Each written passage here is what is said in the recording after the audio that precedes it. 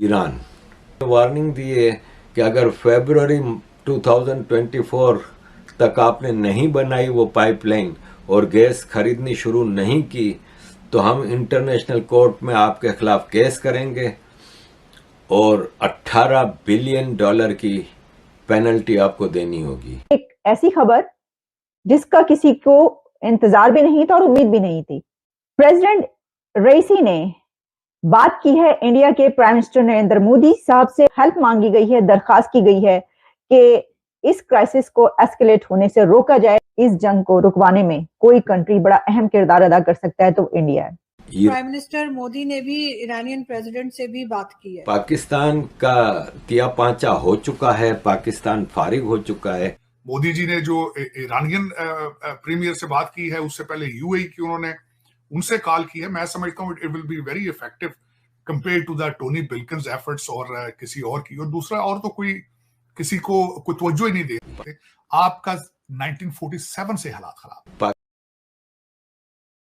नमस्कार दोस्तों, जैसा कि आपको पता है पाकिस्तान की हालत दिन ब दिन बदतर होती जा रही है, लेकिन वहीं दूसरी तरफ जो उनका कॉन्ट्रैक्ट ईरान के साथ था पाइपलाइन बिछाने का, उनकी ख़राब हालत के चलते वो भी पूरा नहीं कर पाए हैं। बॉर्डर तक तो ईरान ने अपनी काम किया, पाइपलाइन बिछाई, लेकिन पाकिस्तान के अंदर का जो पाइपलाइन थी वो काम अभी तक स्टार्ट तक नहीं हुआ है, क्योंकि पाकिस्तान के ख़राब हालत के चलते वो एबल नहीं है ये सब करने में। तो इसी बीच मोदी जी से भी बात हुई ईरान की, जिसके बात होने के बाद और ज़्यादा दबाव बनाया जा रहा है पाकिस्तान पे, क्योंकि उनको लास्ट फैब तक कहा गया है अगर वह फैब तक अपनी कॉन्ट्रैक्ट पूरा नहीं करते हैं तो उनको $18 मिलियन का पेनल्टी देनी पड़ेगी, जो कि उनके बस में कभी भी नहीं है, क्योंकि उनकी हालत बहुत ज़्यादा ख़राब है। तो आइए चलते हैं, देखते हैं पाक मीडिया का क्या रिएक्शन है इस चीज़ पर। एक ऐसी खबर जिसका किसी को इंतजार भी नहीं था और उम्मीद भी नहीं थी। प्रेसिडेंट रईसी ने बात की है इंडिया के प्राइम मिनिस्टर नरेंद्र मोदी साहब से, हेल्प मांगी गई है, दरखास्त की गई है कि इस क्राइसिस को एस्केलेट होने से रोका जाए। इस जंग को रुकवाने में कोई कंट्री बड़ा अहम किरदार अदा कर सकता है तो इंडिया है। ईरान चाहता है कि गाजा पर होने वाले इजरायली हमलों को रुकवाने में भारत भूमिका निभाए। कहते हैं कि पाकिस्तान बनाने का आइडिया था, ये ओरिजिनली हिंदुओं के लिए उनकी बेहतरी न्यू दिल्ली को बचाने के लिए किया गया। बचाने के लिए किस तरह? क्योंकि पठान भाई चलते थे काबुल से तो सीधे दिल्ली चले जाते थे। उन्होंने कहा यार इनको ये सारा उठा के उधर कर दो, दीवार बना दो। अब देखे ना, तालिबान चलता है काबुल से लेकिन इधर रुक जाता है आगे। वो यही सारी वारदात करता है पाकिस्तान में, आगे नहीं जा पाता। तो उसमें पॉइंट था उनका, वो उन्होंने जान छुड़ाई। उन्होंने कहा यार ये बार बार ये मुसलसल हिस्ट्री में हो रहा है, ये पठान ऊपर से चलते हैं बगैर ब्रेकें लगाए सीधे इधर पहुंच जाते हैं दिल्ली में, तो ये बंद करो, ये उधर ही लड़े मरे। अब देख लेना, वो आपके आके मार रहे हैं, आपको ही खा रहे हैं सारा कुछ। वो जो बजाय आगे न्यू दिल्ली पे जाने पे या दूसरा लूटने के, आपको लूट भी रहे हैं, खा भी रहे हैं, जलील भी कर रहे हैं। तो सारा कुछ यही हो रहा है। उन्होंने ये this was their plan originally. Sir वो टू नेशन थ्योरी जो है वो बड़ी मतलब फ्लॉप साबित हुई है। अब तो बहुत लोग कहने लगे हैं कि गलत था।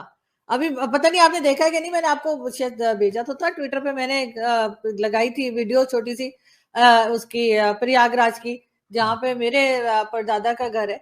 तो वो जो है जी, तो लोगों को ये समझ आ गई कि हमें वैसे ही चूरन खिला के इधर ले आए और उसके बाद हुआ कुछ नहीं। उसमें भी दूसरा एक तो मुझे वो पॉइंट जो मैंने आपको बताया है कि ये हिंदू माइंडसेट था, उन्होंने कहा इनसे जान छुड़ाएं, क्यों ये पठान भाई जो चलते हैं सदियों से आ रहे हैं, ऊपर से निकलते हैं, ठंड आती है काबुल के आसपास तो वो नीचे आके दिल्ली सीधा पहुंच जाते, रुकते ही नहीं रास्ते में रोकते ही कोई नहीं, उनको चैलेंज कोई नहीं करता। तो उनको कहा कि दीवार बनाओ, उधर जान छुड़ाओ। एक तो ये थ्योरी थी। दूसरी इकोनॉमिक थ्योरी थी। दूसरी थ्योरी थी कि लैंड रिफॉर्म आप नहीं करना चाहते थे, आपने लैंड रिफॉर्म नहीं की। दूसरी साइड पे नेहरू साहब जो थे, उन्होंने फौरन आते ही लैंड रिफॉर्म कर दी थी। और दूसरा मैं कल कई चीजें पता चलती रही जब देखें, नेहरू साहब ने अपनी जिंदगी के 18 साल जेल में गुजारे थे। हमारे जो लीडर जिन्ना थे, उन्होंने एक दिन भी नहीं गुजारा जेल में। आप एक आज के हालात को आप नहीं कह सकते। आपका 1947 से हालात खराब थे। बल्कि मैं उसके बाद बताऊंगा आपको कि पहला डेलीगेशन अमेरिका में जो भेजा गया था, पहले साल ही $2 बिलियन मांगा था आपने। टुकड़ों पे तो पल रहे हैं आप 76 साल तो से। अगर हमें भारत कुछ पैसे दे दे तो क्या हम कश्मीर के लिए भी फिर चुप हो जाएंगे? को अच्छा प्राइस लगाएं तो सोच लेंगे इस बात में भी क्या। लेकिन वो पता नहीं उन्होंने देखिए, आप क्रिकेट मैच, आप क्या चीज नहीं बेचते, आप क्रिकेट मैच तक बेच देते हैं, हर चीज बेच देते हैं। इस पे आप पता नहीं फिर, या फिर उनको जरूरत ही नहीं होगी। वैसे भी उन्होंने बगैर पैसों के ले लिया, तो आपको, मेरा मकसद है, अब उस पर पैसे देने की क्या जरूरत है? हमें पाकिस्तान को कौन सा एतराज है उस पर? कोई या तो एतराज हो। सर, आईपीएल में सऊदी अरब बहुत बड़ी इन्वेस्टमेंट कर रहा है इंडिया में, और हम यहाँ पर जो है वो आईएमएफ के सामने नाक रगड़ते हैं, सऊदी अरब के आगे हाथ जोड़ते हैं, और वो बगैर कोई हाथ जोड़े, बगैर नाक रगड़े, उनके यहाँ इतनी बड़ी इन्वेस्टमेंट जो है $60 बिलियन की जो है आईपीएल में इन्वेस्टमेंट कर रहा है सऊदी अरब। तो सर, इस वक्त हमें कोई जोश नहीं आ रहा कि हमारा इस्लामिक कंट्री उधर जा रहा है, भारत? भाई, अब जब हम उनसे पैसे मांग के अपना कारोबार चलाते हैं, हम किस तरह किस मुंह से एतराज करेंगे उनकी पॉलिसीज पे? सवाल ही नहीं पैदा होता। बल्कि सबसे बड़ी बात तो ये है, यूएई के अंदर जो उन्होंने, जो मैं समझता हूं जो बहुत बड़ा उन्होंने जो एक स्टेप लिया है, और आपको उन्होंने बिल्कुल चुप करा दिया है। कश्मीर के अंदर सारी इन्वेस्टमेंट उन्होंने यूएई की करवा दी है, जिनके टुकड़ों पे आप पल रहे हैं। अब करें बात उनसे भाई। और जो मुझे अब अगली फिक्र आरजू ये है, उन्हें अब जंग वंग चीजें करने की जरूरत नहीं है।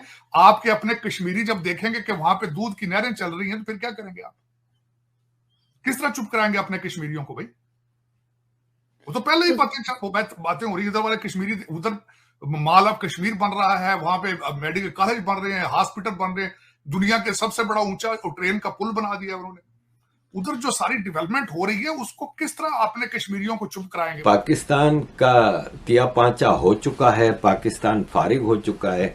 अभी पाकिस्तान का एक डेलीगेशन गया ईरान, और ईरान से रिक्वेस्ट की है कि आपने हमें डेडलाइन दी थी कि वो जो गैस की पाइपलाइन का कॉन्ट्रैक्ट आपके साथ हुआ था, वो आपने तो बना ली पाकिस्तान के बॉर्डर तक। अब पाकिस्तान के बॉर्डर से नवाबशाह सिंध का जो शहर है, वहां तक हमें बनानी थी, और हम नहीं बना पाए। और आपने हमें वार्निंग दी है कि अगर फरवरी 2024 तक आपने नहीं बनाई वो पाइपलाइन और गैस खरीदनी शुरू नहीं की, तो हम इंटरनेशनल कोर्ट में आपके खिलाफ केस करेंगे, और $18 बिलियन की पेनल्टी आपको देनी होगी। पाकिस्तान को 781 किलोमीटर की ये पाइपलाइन बनानी थी, और 750 मिलियन क्यूबिक फीट गैस रोजाना ईरान से खरीदनी थी। ईरान की तो पाइपलाइन बन चुकी है, पाकिस्तान की पाइपलाइन नहीं बनी, और उस पे पाकिस्तान अब गया है ईरान से रिक्वेस्ट करने। इशू एक्चुअली यही था मेन, कि अमेरिका पाकिस्तान को इजाज़त नहीं दे रहा। 750 million cubic feet gas per day अगर पाकिस्तान ईरान से खरीदता है, तो ईरान को बहुत ज़्यादा बिजनेस मिल रहा है ना। तो अमेरिका की इजाज़त के बगैर तो पाकिस्तान के पॉलिटिशियन, आर्मी जनरल्स टॉयलेट नहीं जाते। तो ईरान से पाइपलाइन के लिए इजाज़त नहीं मिली, इसलिए पाइपलाइन नहीं बना सके। दूसरा, इनके पास पैसा कहाँ है कि 781 किलोमीटर की इतनी लंबी पाइपलाइन बनाएंगे। जिनके पास अपने खाने को पैसा नहीं है, वो इतना बड़ा काम कैसे करेंगे? लेकिन चूंकि एग्रीमेंट किया हुआ है, तो अब इंटरनेशनल कोर्ट में मामला जाएंगे।